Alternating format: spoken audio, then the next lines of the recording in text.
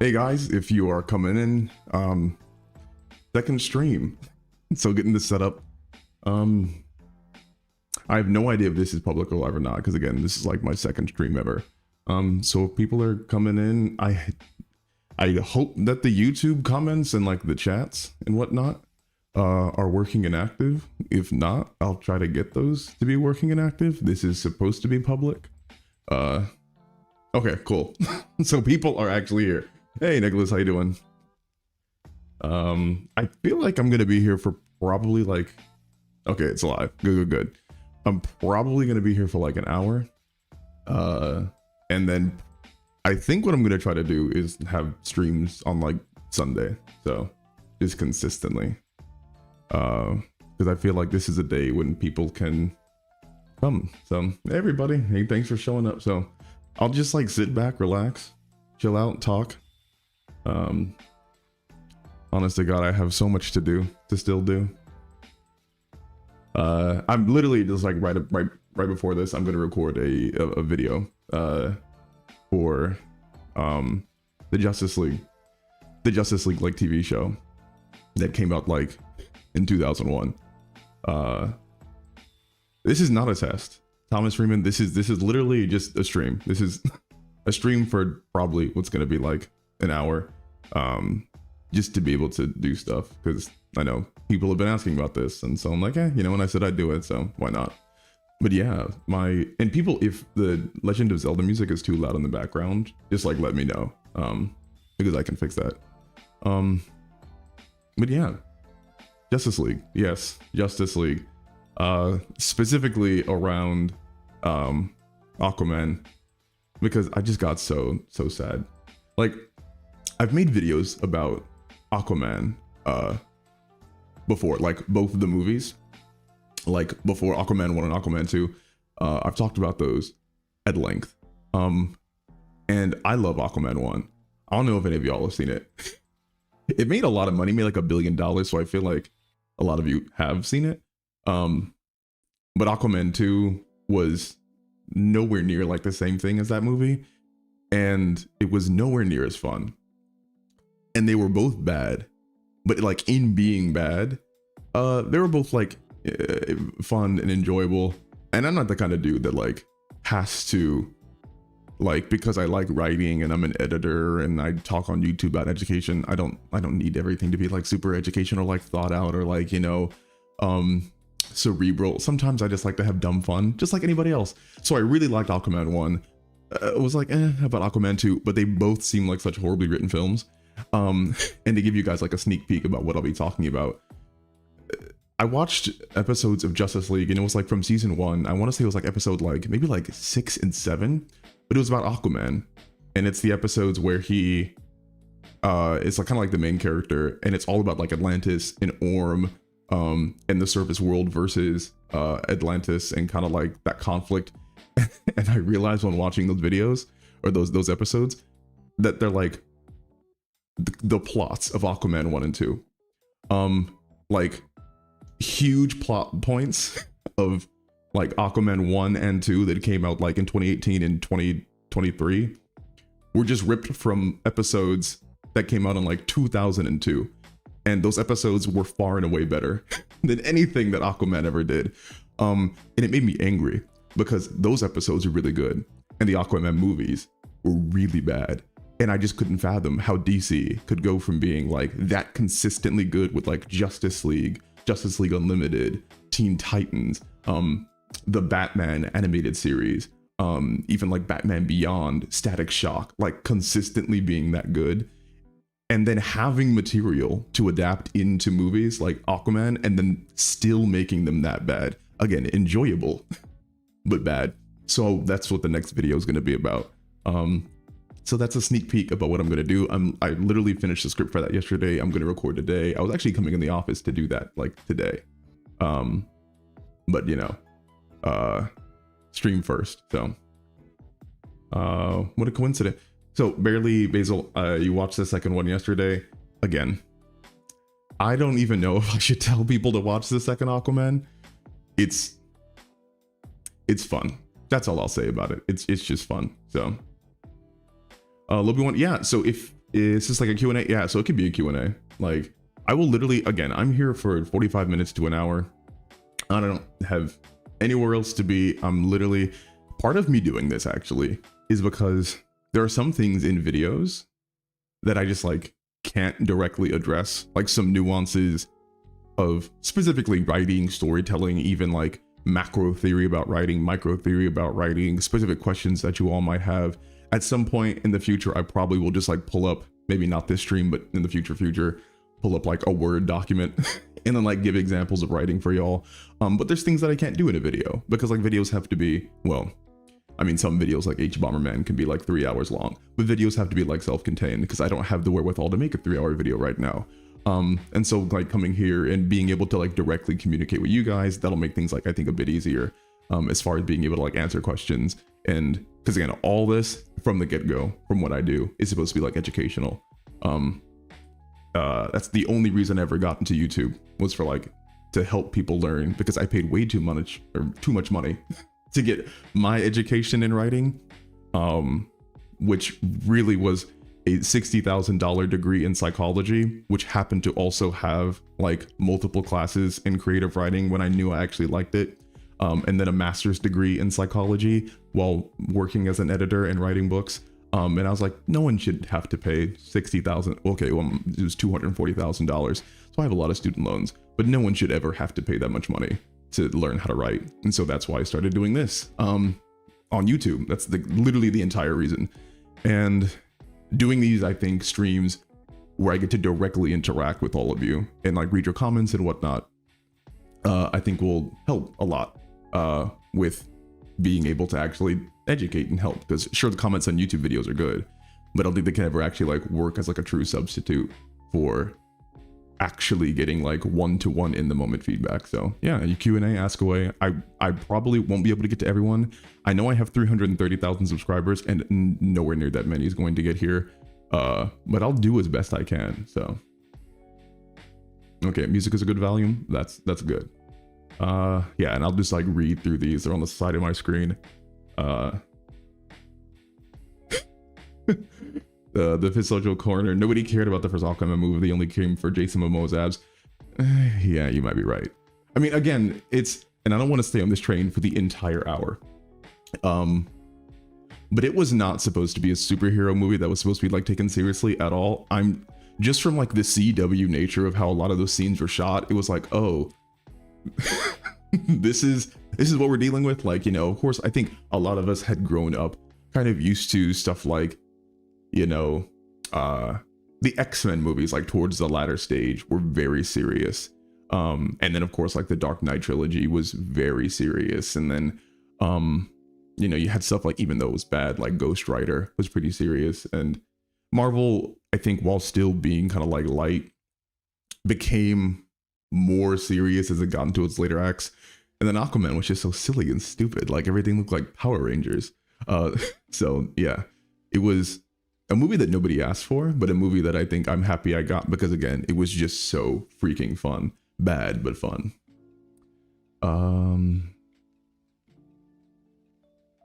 Hey Max, thank you. I also enjoyed the latest vid. I had that actually done, in case people don't know. There's a video on fatherhood that I did, and I had that done for weeks, and I actually had to wait to upload it to get like approval from a brand and then my editors and a bunch of reworks. So I am happy that it got done, because yeah, this month has been something. I'm also obsessed with Static Shock. I still remember the episode where like they had Shaquille O'Neal randomly be like Static Shock's dad's friend. Like pivotal parts of like my childhood. I'm not gonna say pivotal, but like there are parts about certain cartoons in my childhood that I just like vividly remember. Like I remember Static's friend, his like sidekick friend, got powers at one point, and he was like called like Push Comes, like he had like telekinesis powers or like hard light construct powers or something like that. And his like catchphrase was like, when push comes to shove, I think. And again, I remember Shaquille O'Neal being Static Shock's dad's friend, and then Ebon was the villain. And he was just like a gang lord, I'm pretty sure, but maybe Ebon was like 18. I don't know. Static Shock was a fever dream, but it was still very fun. So I'm happy other people liked it too.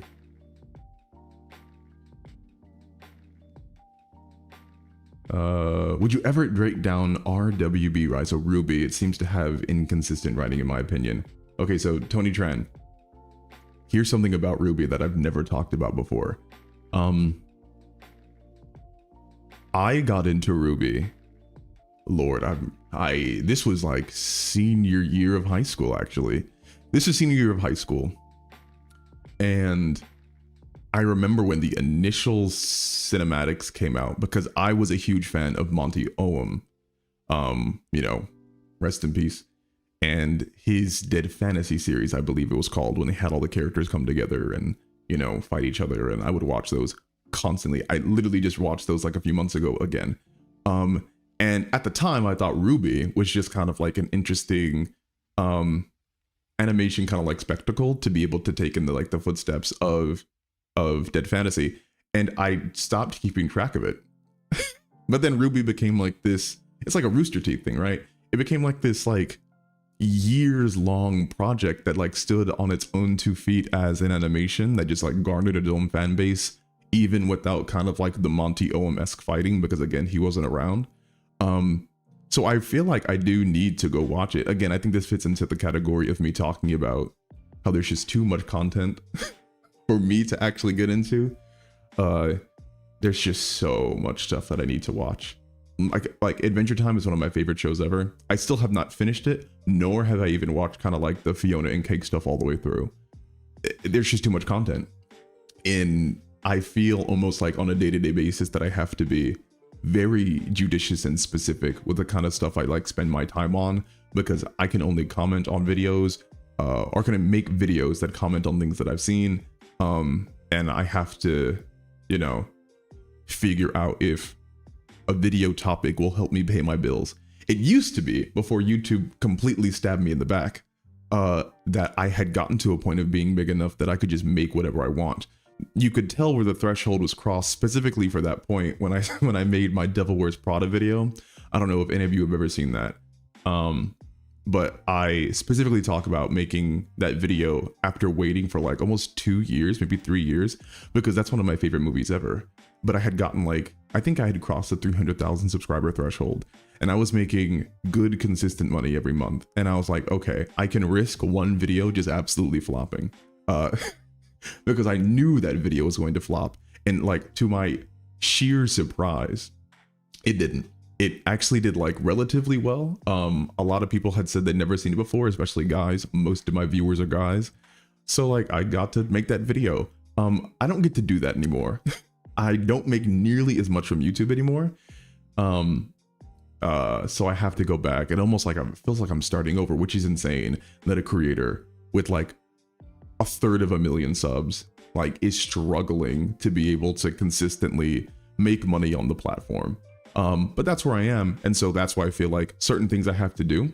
I have to really think about if there's an audience for that type of video, if I'm going to get clicks on it, because ultimately it is a job. So I do want to do Ruby content because it's a part of kind of like the later part of my formative years. I remember showing the videos to my friends, but I just have to be able to do it in a way and get to a point where I don't have to get worried if I, you know, buy food that month. So there's your very long drawn out answer to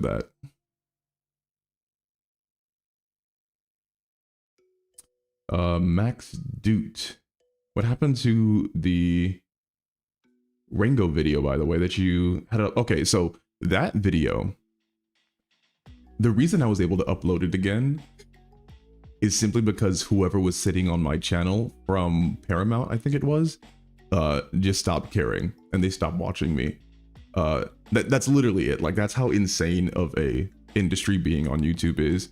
There will sometimes just be people from production companies that stay on your channel to wait for you to upload so they can claim videos on your channel and either get them demonetized or taken down. That's what was happening to me. when I was first uploading that Rattlesnake Jake video, which seems insane to me. Like, could you imagine, and it was just real, that someone's like waiting, like their job is to wait and watch you upload something so they could say no? And the reason I know that someone was waiting was because YouTube has two types of notifications that you get as a creator when a content copyright claim is made. There's an automated claim, and it literally tells you, this is an automated copyright claim. The system found copyrighted material in your video. We're going to stop monetizing it, and we're going to send the monetization towards the original creator, right? And then there's the manual claim, where it says the original creator has issued a copyright claim based on their knowledge that this is copyrighted material. You can dispute the claim if you want. And I was consistently getting copyright, like manual copyright claims from Paramount, which is kind of wild to me, because I was only praising the video or the movie because I loved Rango and I love Rattlesnake Jake. And the first video got like 800,000 views. Keep in mind, ever since that video went up, I have not broken my subscriber count for views. I'm pretty sure that was like my last big video, like 2 years ago. Ever since then, for some strange reason, it has been like a struggle to get like past like 250-ish thousand views. And again, I have 300,000 subs. I am not saying this is a conspiracy theory. It's just very like, it was all downhill from there. I don't know, a large part of it is like the pandemic ended and people went back to work, and you know, there's some stuff that may not interest people. But that's the reason I was able to upload. It was the same thing with my Death Note video. A lot of people have reached out to me because of my Death Note video being like, oh, that was really good and I liked it, do more anime content, which then inspired me to do Attack on Titan content, which people really liked. But there was someone, I released that video right around the time that the Death Note live action was coming out with Willem Dafoe. And I was like, oh, people are caring about Death Note, and I really like the base series, and why not talk about how the base series was successful in its writing? And someone from whatever company owns Death Note was sitting on my channel manually claiming it. If you guys remember that saga, that luckily I was able to re-upload it, I think like 4 months later. This one was like, I legit felt like I had to wait years, because it was getting to the point where I didn't want to get copyright stricken. So yeah, that's why I uploaded the Rattlesnake Jake video again. That's why it hasn't gotten taken down. This is the 4th time I've uploaded it. Hopefully it stays up. It got instantly demonetized, so I made no money off of it. Luckily it was a automated claim, not a manual claim. So, you know, it is what it is. But again, I don't do this to get paid. It'd be very nice if I got paid, because, you know, I'd like to eat and survive and pay my rent. But I uploaded it because I think it would help a lot of people. So that's the Rattlesnake Jake second story, because I already made a video about all that hardship. So there you go, Max. There's your answer. I'll read some more.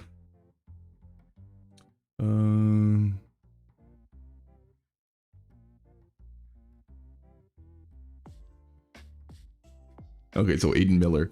And again, I am sorry if I'm taking a long time to read these. I recognize the longer I do this stream, the more people are gonna come. But for those of you who are here, you know, and hopefully the stream quality, I invested in a stream camera, like a 4K cam. It's not uploading in 4K because my internet's not good to upload in 4K, but hopefully the quality is decent. The sound is decent. I know it's 30 FPS and I can't stand it because 60 FPS is like the baseline, but I'm going to, again, as time goes on, make this more and more of a professional type thing, like my videos went. But someone asked about Baldur's Gate. Let me see if I can find that.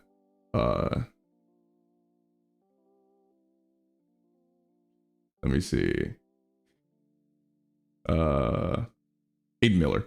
So have you played Baldur's Gate, Elden Ring, or Red Dead? I think a Red Dead 2 series of videos would be interesting. So I think, oh gosh, it's funny that you mentioned that.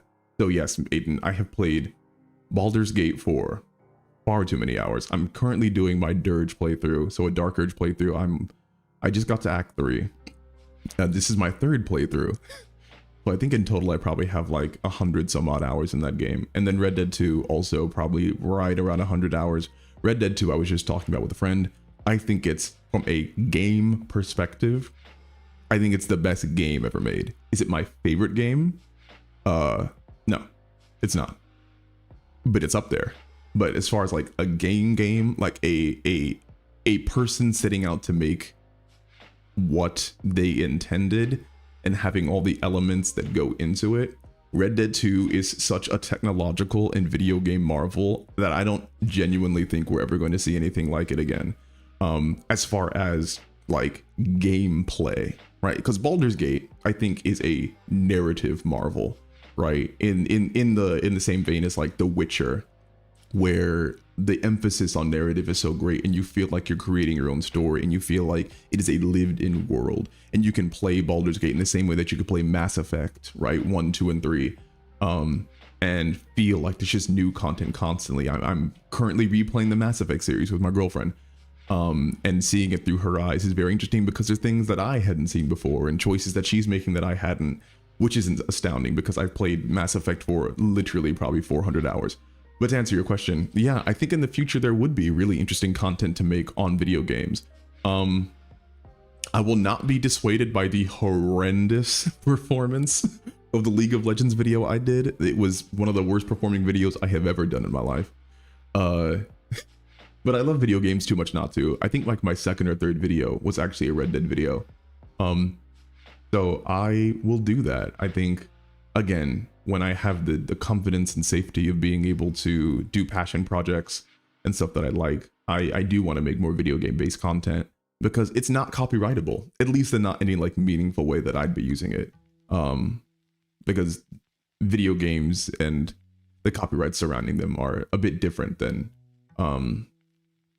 like TV material, at least on YouTube. So, but yeah, I've played all of them and I would like to do a series. I really want to do something on like God of War, but there's like excellent God of War content already on YouTube, like Unraveling God of War. I forget the creator who does that, but that's like those videos are like phenomenal.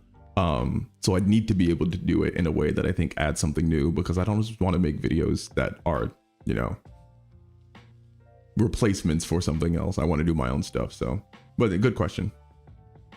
Let me see. You're hot, Bebo. Bebop.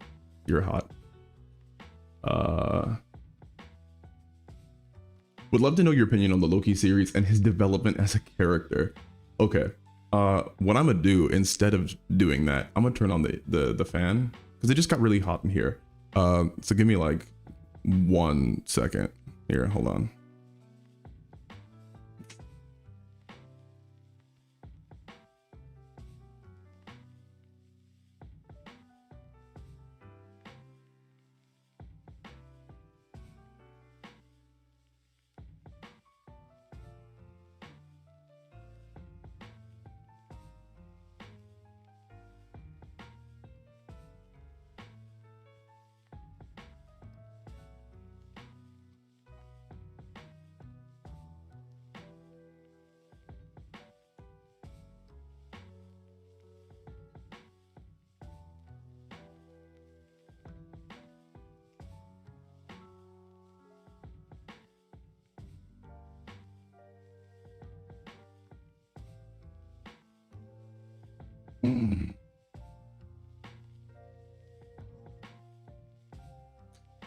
Okay.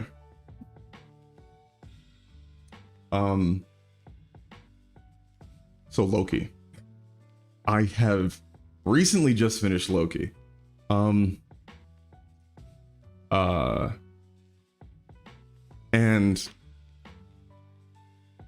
I didn't expect to like the finale as much as I did because it was so weird. I don't know. I think Loki is just a really good show. I think it's really hard for me to talk about season 2 because I might have to go back and rewatch it. The season 2 is, there's things that I feel like I still don't get. And aspects of the whole time travel, because anytime you do time travel, it's gonna get kind of weird. But like, if we're just talking about Loki as a character, then I don't know. I think it was really good. I think a lot of the heavy lifting for Loki was done outside of the show, honest to God. I think that Loki, through the movies, was able to go from just being, you know, like the abject villain that he was in the, oh God, was it the original Thor? Because obviously he was the villain in the Avengers, at least for some of it. And then he's looked like Thor 2, which I have not seen all the way. Oh, no, I have seen Thor: The Dark World all the way too, but I have not remembered hardly anything about it because it's one of the worst Marvel movies ever made. I've seen it 4 times and then fallen asleep in 4 different sections, but I've seen it all the way through. But his progression as a character, because ultimately what that's, you know, TV series is a rehabilitation of the villain, right? That's all it is. But done in an interesting way because of Loki's narcissism and him having to face Evie, I'm pretty sure is her name, the variant of himself. And I thought it was really cool how it was kind of like an introspection of him, and the TVA, and all the characters learning about their own identity and their space in the timeline. So that was interesting, and I like watching it. And I think it's like one of the better things that Disney has done as far as a TV show, because it didn't necessarily fear being mature, or anything like that. So,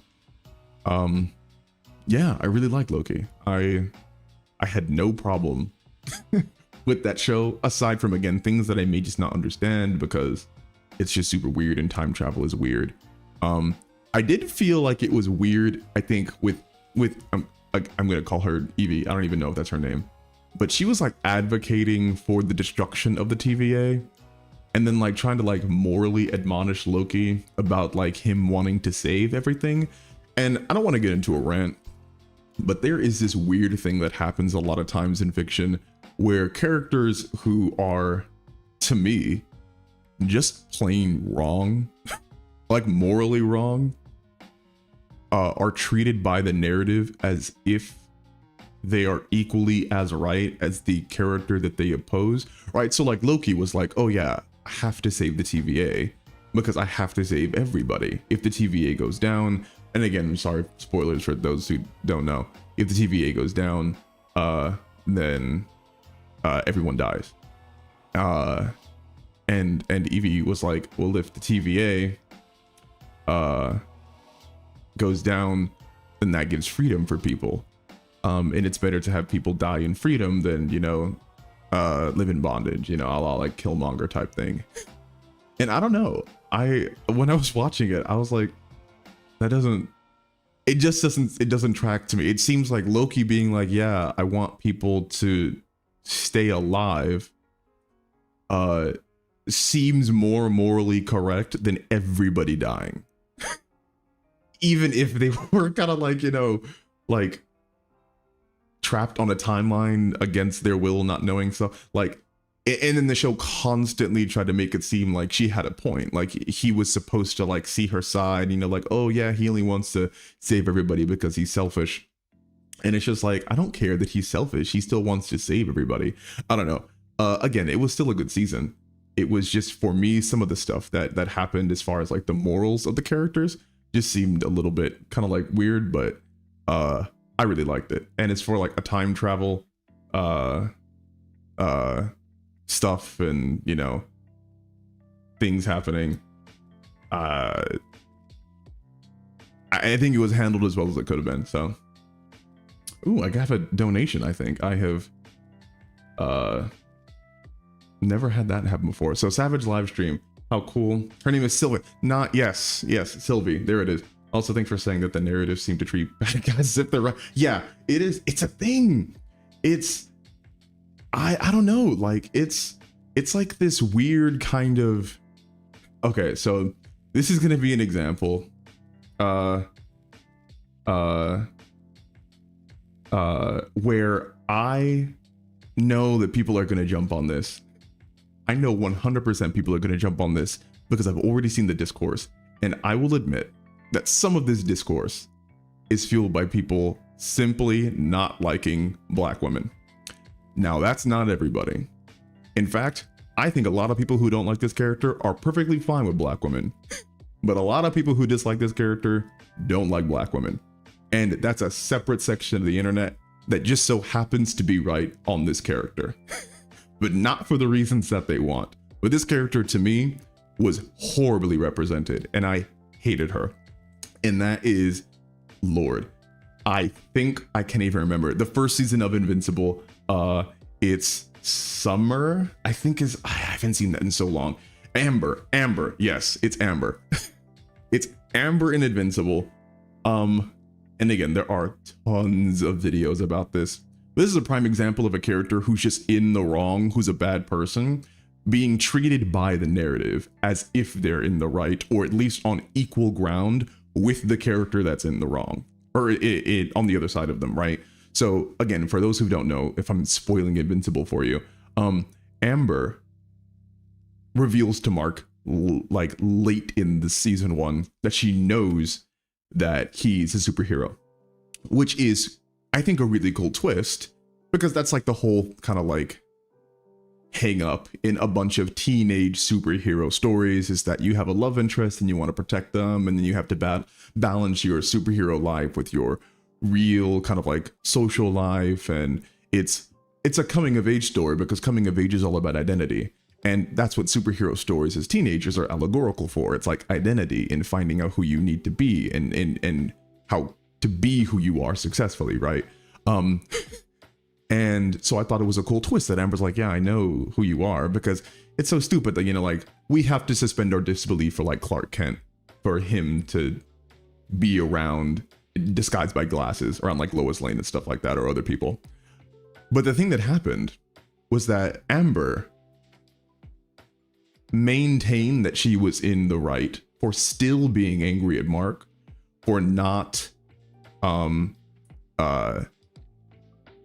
being there when she would like ask as a boyfriend. And now here's the crazy part, because I hold these opinions not just as a layman. I am, again, I have my master's in marriage and family therapy. I was a clinician working with clients. I've studied relationships, like I've written papers on relationships, and I might do whole videos on the second channel on relationships in fiction. So like, I'm not coming as someone who is like just, again, coming off the street trying to make an opinion. There are a lot of things that are happening in Invincible season 1 with Amber and Mark. And it's very complex, and the way that people break it down, I think, removes a lot of the nuance from it. But, and I'm sorry to talk about this so much at length, but this is the kind of crap that you came here for, so you're gonna have to deal with it. Amber, and this may suck to hear, on a certain level was correct, right? So Amber was angry that Mark was hiding the truth from her, and that Mark was in a position where he felt that he couldn't be truthful with her.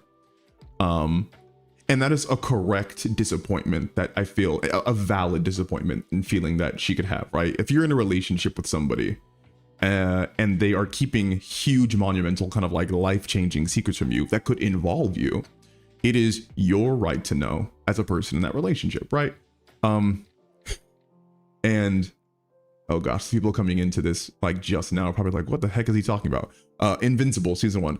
But I think Amber had a correct feeling about, you know, being angry at Mark hiding his superhero nature, because he should have just been truthful with her if he cared about her that much. And I understand that this is, again, nuanced, because Mark, I think, is valid in wanting to protect her, right? And wanted to be like, hey, I'm a superhero. If people knew my secret identity, the more I reveal my secret identity, the more that people could get hurt if I have enemies or villains and whatnot, right? And so I think it was justified for Mark, in a certain sense, to not want to tell Amber, right? And this is where the complexity comes in, because both sides can be viewed as having a point, right? Amber doesn't want to be lied to, and when Mark doesn't show up for her, she was getting angry because she's like, yeah, you're flaking as a boyfriend, you're not treating me correctly. The part that was insane to me was that the show tried to make it seem like Amber was not only morally like on the same level as Mark, but like was better than him. Like he had to apologize and grovel to her because what happened was like, yeah, she said like, essentially, you were in the wrong.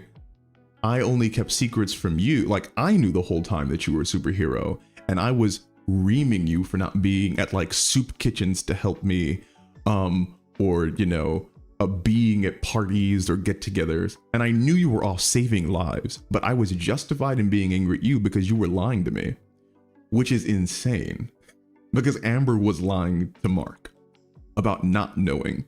And the idea of a significant other who knows that their partner is going through like monumental life-shattering hardships, like saving a city or, you know, risking their lives on a day-to-day basis, and choosing to withhold help and aid from them because they want to make a point in the relationship is despicable, right? Like her purposely putting him through like emotional turmoil, trying to juggle all these plates was terrible.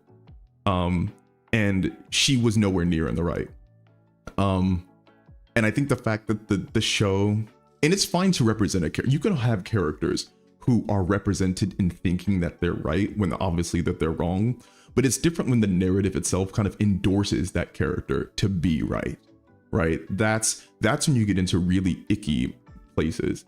Again, I think Amber was justified in not being happy with Mark's behavior as far as his truthfulness towards her regarding his super life, right? And keeping those things. Where I think she completely crossed the line and she had no power was her being deceitful herself and not supporting Mark in the ways that he needed to be, up until the point where like he was literally almost killed and like put into a hospital, right? Where she realized like, oh, I have to be truthful now.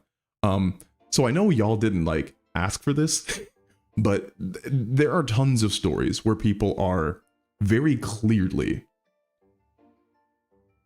I'm not even gonna say very clearly maybe, because maybe some people don't even like understand morality to that level. Maybe I'm a lucky one because again, I have like degrees in emotions and have studied kind of like partner relationships.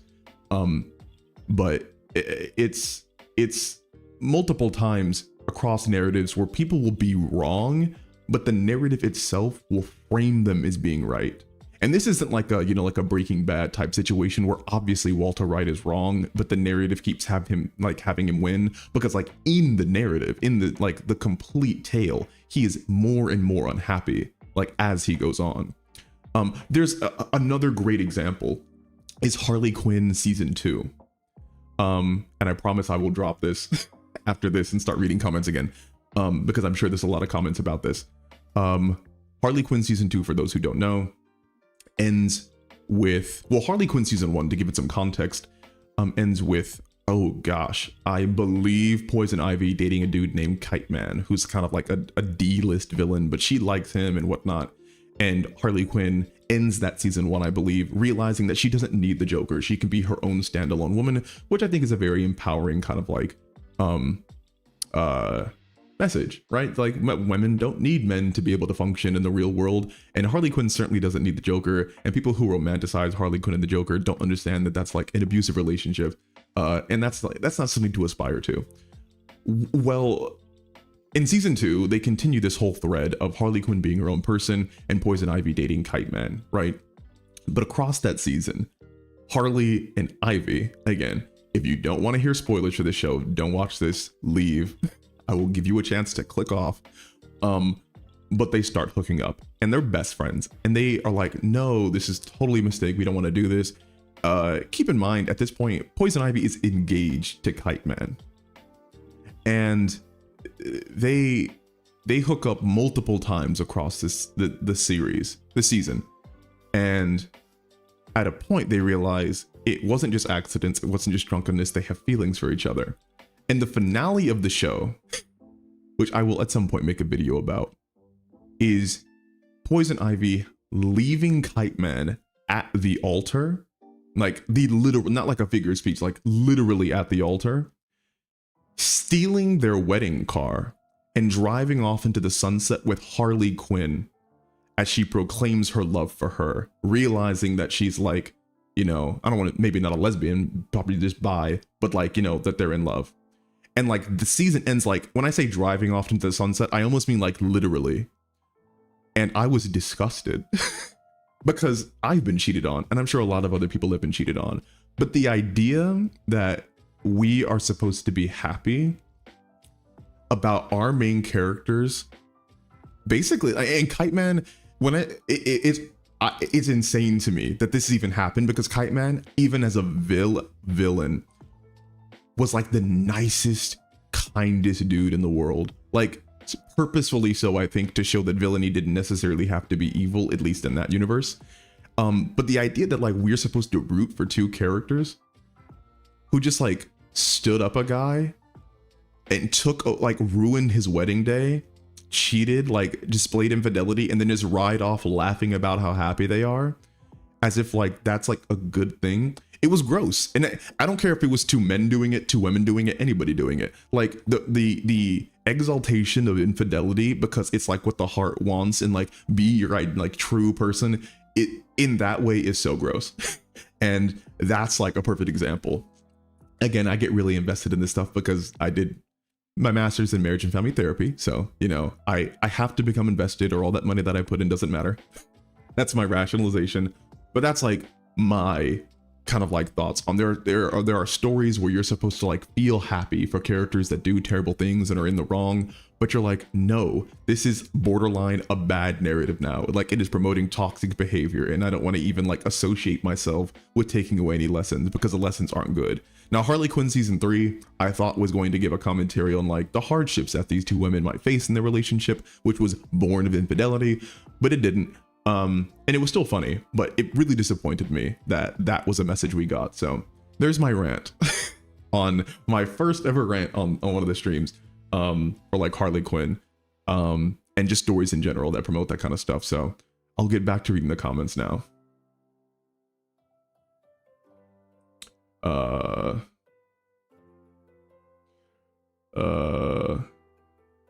Let's see.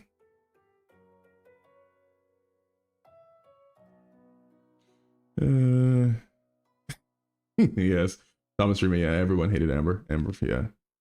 Oh, that's funny. So CJ Kalendick, Amber from Invincible is about as bad as MJ from the Raimi Spider-Man trilogy. It's funny that you mentioned that, because I remember now, MJ being with, oh gosh, because she was with a lot of men, now that I think about it, huh? She was with Peter, she was with Harry, she was with that astronaut guy. I would need to go back and like watch those over again, because I watched number 2 to make a video on it a while ago. It was like 2 Halloweens ago. So yeah, I would have to go and see. So it's funny that you mentioned that. Personally love Amber's development in season 2. Season 1, Amber sucks, but they're adding a bunch of stuff to her character that wasn't in the comics, and it's working well. Yeah, that's Lobi one. I have heard that before. I haven't read the comics. I have a friend who has like the complete set, so honestly, I might get it from him. But the comics, I think, are very different from whatever they're doing in the show. And I have liked Amber a bit more in season 2, because I think they are changing her character a bit to be less. If she was like the same preachy, kind of like just fervently in the wrong character, I wouldn't watch that show. But yeah, they seem to be changing a bit of what's going on with her. So, you know, I'll keep out an eye for that. You knew MJ liked Peter the whole time. That's funny. Okay. Authentic branding. And again, I'm not going to go off on a huge rant about this, but authentic branding, it's not a huge suspension of disbelief for Clark and the glasses. And MatPat did a video with the Gorilla Psych experience. My Adventure with Superman handles it perfectly with Lois though. I'm just gonna, with all due respect to the great MatPat, who's a foundational member of Nerd YouTube, no, that's not how this works. I'm gonna just let y'all know right now, again, I only speak about this because I feel like I'm an expert on it, because this is what I went to school for. But the Gorilla experiment, as far as like, you know, for people who don't understand it or haven't known it, it's about you're focusing on one thing on screen. It's people like passing the ball back and forth, and they say keep track of I think like who ends the ball or how many tosses that there were. And then by the end of the video, they're like, did you notice the gorilla that walked through? And everyone's like, there was no gorilla. And there was a gorilla that passed from one side of the screen, like did a jig in the middle of the people passing the ball and then left. And that entire concept is kind of like a psych principle about the brain. Essentially, if you guys didn't know, like the brain can't multitask. That's not a thing. The brain really can only function, as far as we know, on one thing at a time. It's just able to oscillate back and forth between those things very rapidly. So it gives the illusion of multiplicity, right? Of being able to concentrate on things. But when you're like really focused on something, you essentially go blind to other things, like other stimuli in that area, right? And so the gorilla passing through literally doesn't trigger enough like cognition for your brain to understand it, and then it can leave, and then you're only focused on the task of counting like the ball like hits or whatnot, right? And to a certain level, this can work with kind of like real people in kind of like everyday life, because you can have people who are speaking on a video, and then I forget, there's like a name for this effect, but then they mute themselves, and then if they play audio, 2 different sentences can be played over their lip syncing, and you'll like hear 2 different things, right? Depending on what they want you to hear. I think it's like P sounds and M sounds. There's a lot of weird stuff that goes on with human recognition and perception because it's all subjective, right? The issue with Clark Kent is this is not a perceptual thing. This is just like a sight and a vision thing. Now, of course, random Joe Schmoes going around, like, you know, maybe like a different country like the Middle East would have no idea who Clark Kent was. So they wouldn't know who like Superman was.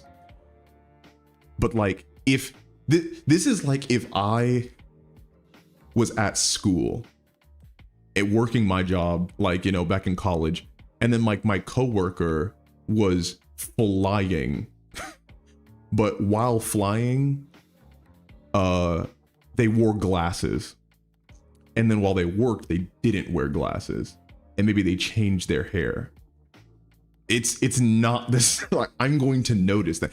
And of course, the whole thing is about like, it's just the stupidity of early comics. Comics weren't serious when they were written, and like all this stuff, it like wasn't like, you know, meant to be scrutinized that hard. But superhero identities, when it comes to like, oh, my hair is different or I wear glasses, like that's not how psychology works. Like, again, as someone who just knows. Now, again, are there like specific situations where that might occur, where someone's not paying attention, or like you are a Batman situation where like key facial features, right? Like another like really big principle of psychology is the human brain is mechanically organized to be able to recognize faces. And this is why this is like so, like, I have such a strong opinion about this. There are actual like neurological conditions where face blindness takes over the brain and you just can't recognize people, because that's how like predisposed the brain is to like finding faces. If I put like rocks in a certain pattern, you're gonna see a face. I could randomly generate a bunch of stuff on like a piece of paper and you're gonna see a face if it even slightly mimics a human face. We're really good at recognizing faces. Now, we're really bad at distinguishing minute differences between faces. Like, you know, this is why people from different cultures don't necessarily recognize, like, people say like all Asians look the same. Well, it's like, no, like you just aren't trained on the differences between those people's faces. But like, if it's a person you know, I'm sorry, like if I'm Clark's friend working with him, like I'm gonna find out. There's no way. Batman, if I'm wearing, you know, a full cowl and changing my voice and I act completely differently, you got me there. I get, even if you wore like a face mask, right? Like that's a bit, but just like glasses and hair, no. So that's another rant that I'm gonna go on. I get really into psych stuff, and there's a lot of stuff in fiction that's psych stuff that I make. If you guys want, I could talk about more. But I have really strong opinions about a lot of stuff that I'm willing to get my mind changed on, because I think it's really important to think critically and be open and change. And again, the great Matt Pat probably has spoken on this, but just from like my limited perspective, And by limited, it's years and years of study. I just don't believe that the whole Superman thing is like even remotely like kind of realistic. So there's my unnecessary rant about how a topic probably everybody already agreed about.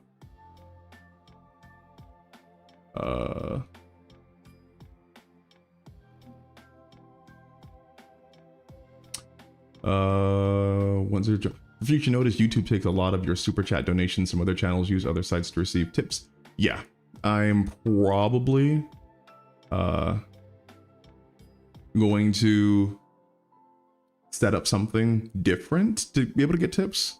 And yeah, just my recommendation though, I'm not a YouTuber. I see a lot of other YouTubers who do streams do that kind of stuff. So I'll probably have to set up something like that in the future. But so thanks for the tip, because you know, I don't want YouTube taking any more money than they have to, because it's like it's kind of ridiculous. It's a lot. Let's see. Donald Deluxe. Hello, Savage. I'd like to ask if you are going to make a video on how mutant rights in a post-apocalyptic setting. The Metro series did this extremely well and would be excited if you did. I've not thought about that.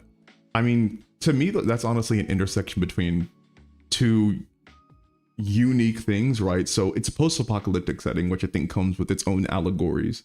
But then also there's like mutant rights, which a lot of the times is allegorical for civil rights movements for like oppressed groups, right? I know the Metro series. I haven't played it, but I've heard very good things. And again, I want to branch into video games more. So maybe I can do that. I can look into it. If anything, I'll just have to watch like the cutscenes on YouTube or like look up Wikipedia pages, because I don't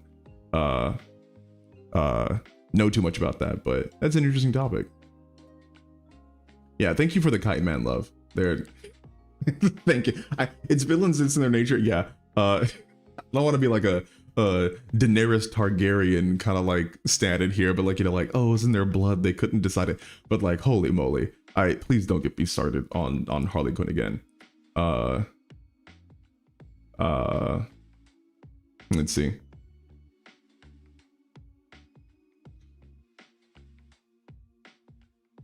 Jared, love your channel, always insightful and super helpful. Thank you. That's why I do this. Let's see. Donald Lux again. Hello, Savage Books, for a new ideas for YouTube video. Can you do a video as to how mutants in fiction can influence a story? Oh, this is literally what you. yeah. If it's just mutants. Again, I think this is, I don't mean to sound kind of like blasé, but like, there's nothing I think inherent about mutants. What is this? Can I do something special? Oh, sorry, I'm messing with the UI. There's nothing like inherent, I think, about mutants that like affects a story.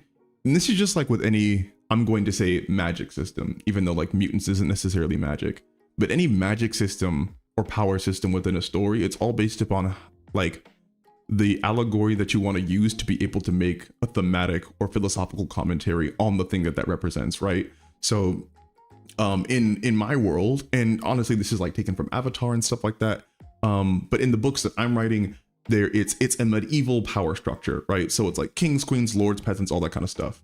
And a huge part of the medieval power structure is the idea that some people were just born better, right? So there was a concept in the medieval world called like divine right. And there was a based in theology, well, theology, right? Like there's a lot of texts don't mention this at all, but like people literally thought that I was put in this position of leadership over these others because God chose me to be here and I was born better than them. And the systems of power, and honestly even now too, really were thrived off of the belief of people, even the oppressed, to uphold this rule, right? So it was, oh yeah, they're better than me, so they rule. And it's, I rule because I'm better than them. But it was like, nobody was really better than anybody else. Sure, they had access to better healthcare, better education, better food, right? So a lot of the times people in nobility were like more fit, they lived longer, they were more intelligent, which gave them a lot of advantages in everyday life. But from like a biological perspective, no, like no one was really better than anybody else. And the fact that there were so few people in nobility in medieval times, and so many, like hundreds of thousands of peasants, the only way that that system of power was able to be maintained was the spreading of the idea that the peasants literally believed that these people in power were better than them. And it was when the peasants realized that they weren't, and that they could demand more rights, more equality, you know, X, Y, and Z, that peasant revolts happened, right? That civil uprisings happened. And it was always the task of basically kind of like the upper class to be able to re-establish a status quo.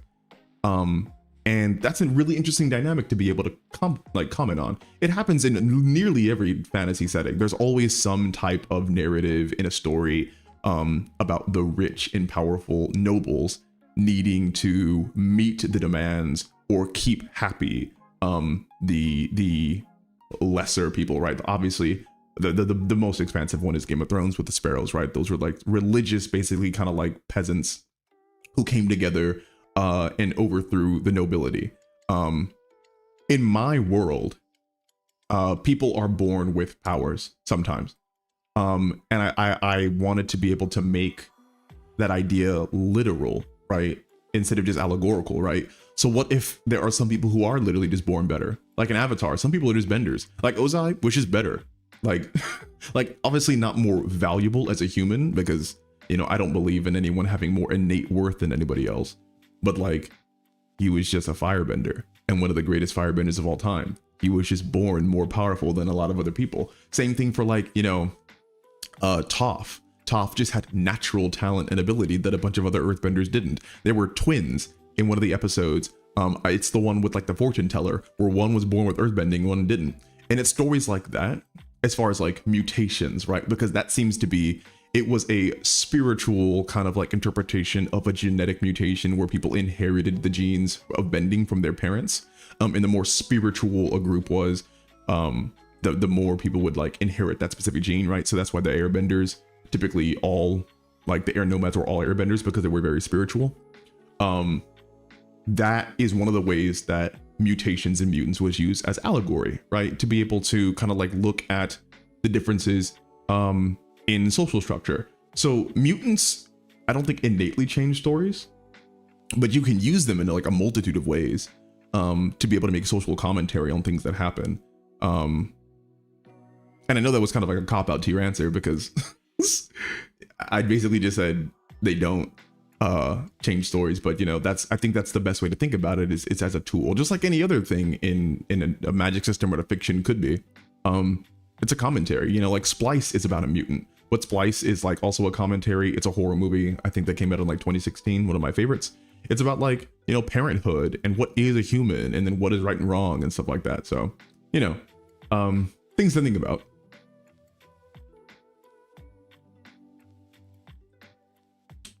George R. R. Martin's favorite quote: "There's nothing worth writing about except the human heart in conflict with itself, so psychology is basically the core." Yes, I fervently believe that.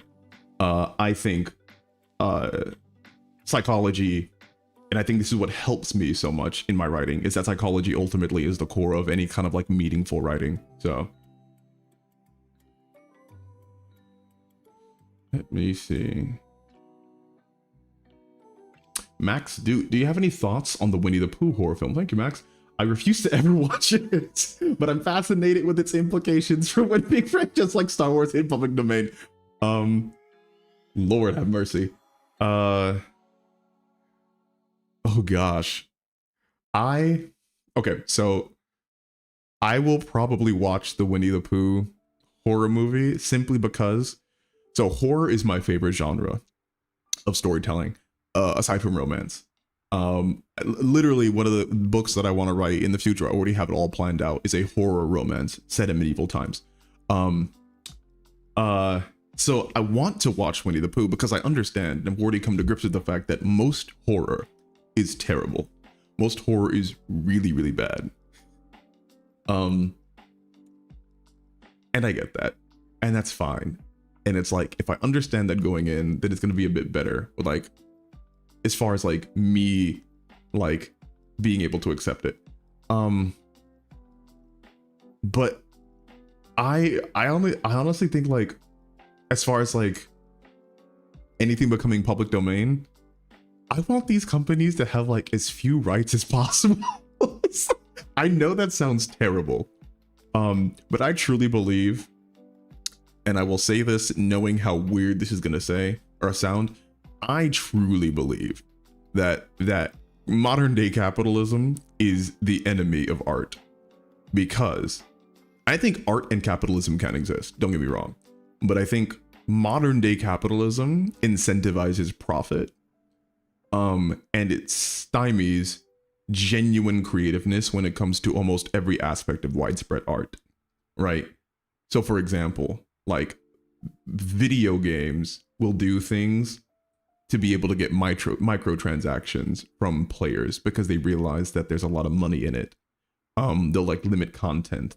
Video games will create whole maps and sections where they will just like put it in the game, but then put it behind a paywall. Companies will change entire plot points because they think it'll like test better with like wide ranges of audiences, even if it's like worse for the narrative, right? I do not trust these studios with art, because studios and these production companies aren't around to make art. They're around to make money. And making money and making art are almost antithetical, right? Because you make art because it speaks to the human condition. You make money because you make money. So these companies like losing their grasp on a lot of these IPs, I honestly have no problem with.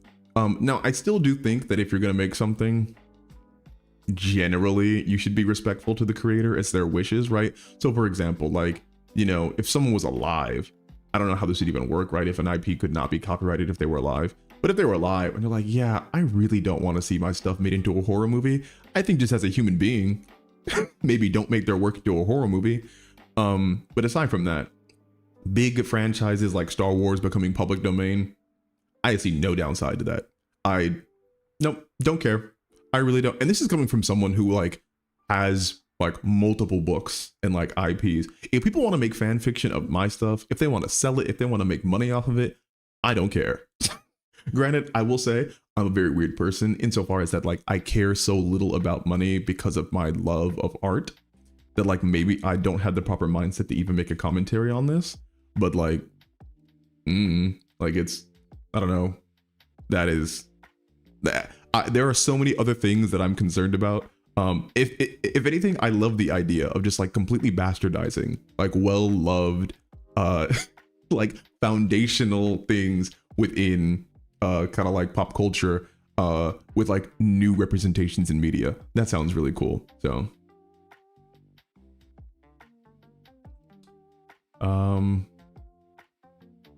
M3D, didn't know you stream, but dropping by to show support because I'm new to writing and your vids are extremely helpful. Might even get editing services. Well, thank you for the $5 sub, you know? This is all new to me too, so I'm happy people are enjoying themselves, or like it seemed to be. I know I'm just rambling here for a lot, but I think like the biggest thing is I hope it at least sounds good. I don't know how it looks. I can't preview my stream because YouTube compresses the piss out of streams, so I hope it looks okay. Social Flex, love your channel, bro. Thank you for the $5.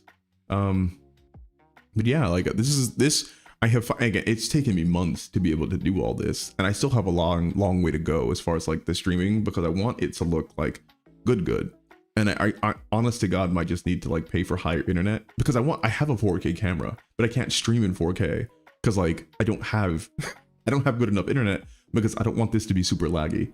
And so that's why I can't do 60 FPS. So when I get the funds, as the channel continues to grow, hopefully as people start to go on the Patreon more, and if I could do anything with this channel, like literally, instead of, if you guys who want to donate, instead of donating,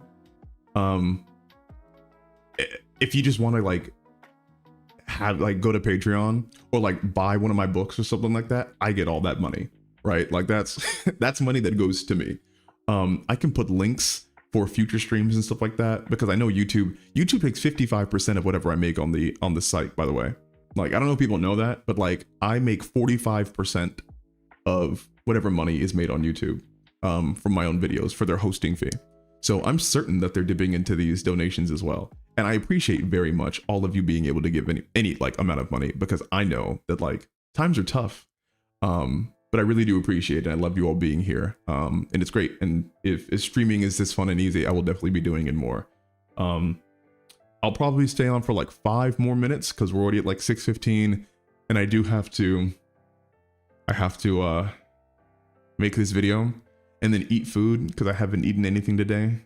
Well, I had a burrito and I'm trying to bulk, trying to get to 245 and I'm at 230. So I don't know how that's gonna go with 1 meal a day, but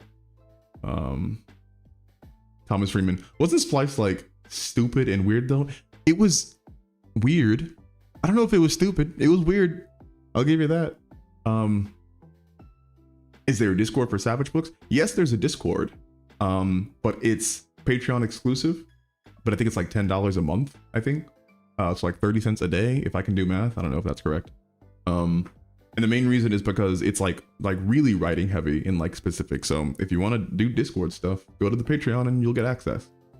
I can't wait to see open source Star Wars rom-coms. Yeah, me too. What's your favorite horror movie?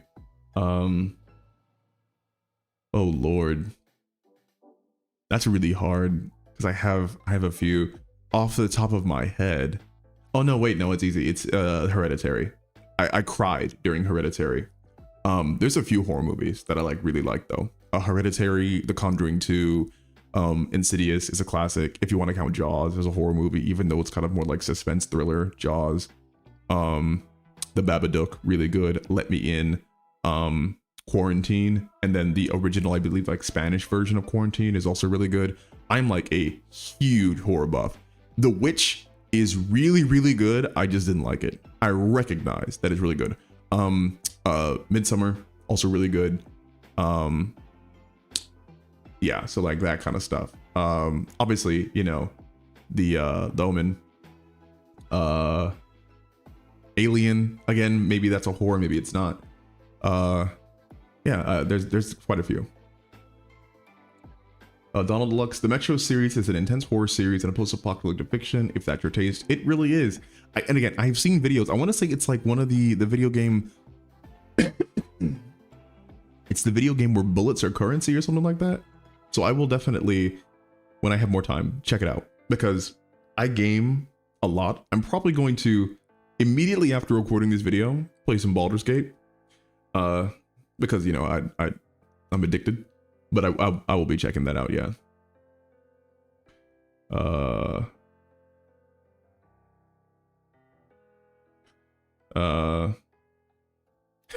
Henry Cavill. So Henry Cavill had fun with the secret identity thing. He wore his Superman shirt and stood in the middle of Times Square. No one asked him, "Are you Superman?" Again, I don't think this is I don't think this is necessarily a commentary on the idea of being able to notice Superman. I think that's just a New York thing. I think people in New York just see a guy in a Superman shirt, and me being in New York, and I have like I'm never ever going to claim the East Coast or New York. I've been to New York more than I ever thought I would because my friend moved out there and my girlfriend's actually from Jersey. And I hear about New York, New Jersey like all the time now. But I fervently believe I will die on this hill that those people did not care about that man. I recognize and love Henry Cavill, but there are so many people in Times Square that I think that if it's one thing to have Henry Cavill like stand in Times Square with a Superman shirt on because like any old bozo can do that. It's freaking New York. I saw a guy take a dump on the subway, didn't pay him any mind because it's New York. If Henry Cavill started flying, that'd be like a different story, right? So, but I understand your point. I just think there's like a slight nuance there where it's not necessarily like a one-to-one kind of connection thing.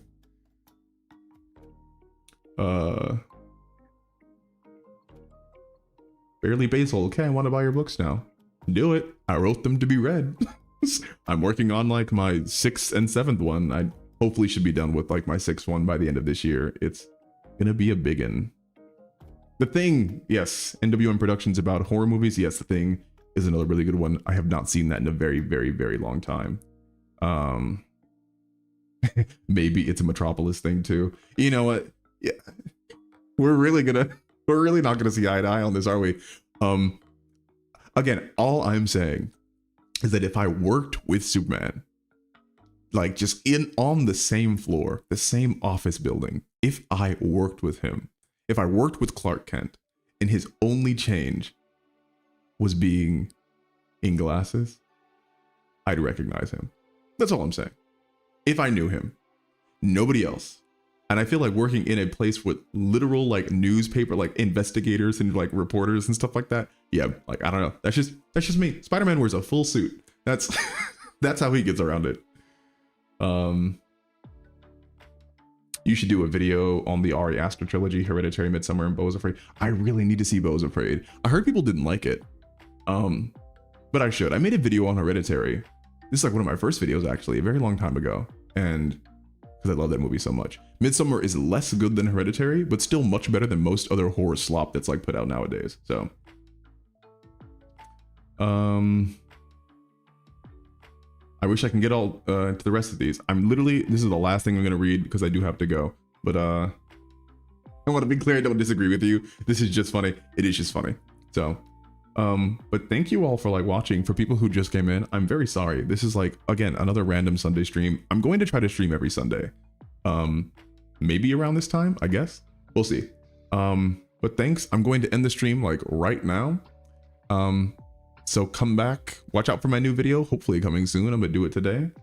I'm doing a video on Justice League, the OG one. So please watch and support. Thank you all you guys for like all these like amazing questions and being able to just sit here and talk with me for an hour. Hope I didn't bore the piss out of you. As always, it was a pleasure and I'll talk to you all again soon.